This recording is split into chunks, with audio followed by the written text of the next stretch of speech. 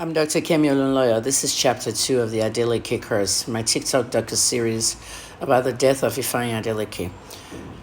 By the time that Davido got to the hospital, he was a little bit composed. And the fiancée, Chioma, was basically losing it.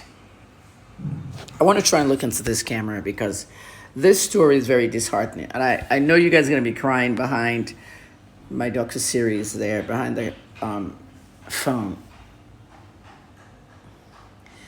Davido was speaking to a few friends who were journalists, but he was talking to somebody in Nigeria and others.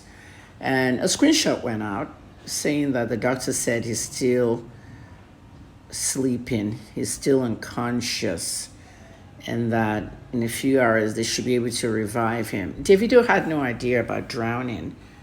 And when somebody has accumulated a lot of water, the water has entered the brain, they had a full stomach. There's a mechanism that everybody needs to know when you're near water. Pools, even bathtubs. Whitney Houston and her daughter, they literally drowned in the bathtub impaired. Children drown every day in the bathtub. We're talking about pools now. We were talking about D'Banj's son. We're talking about Davido's son. We're talking about pools, but we're not talking about the bathtub.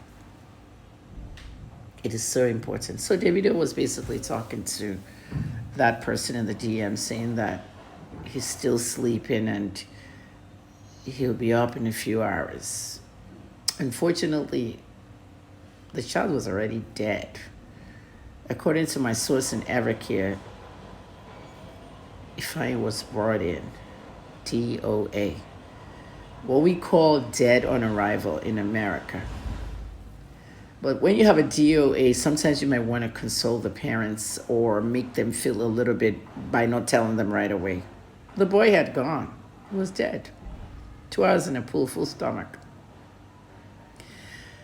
Now let's look at the earthly stuff, because I'm spiritual. I'm not religious. I might do 1 or 2 churches online. I'm spiritual. I'm really not religious. The earthly stuff is who was taking care of the child. The chef said, I thought he was with a nanny. The nanny said, I left him with you. Now the police has released, today's the 3rd of November, the police has released everybody except 2. 8 arrested, 6 released. The nanny and chef are still behind bars going through interrogation. The police have to rule out foul play. There's no investigative journalist working on it.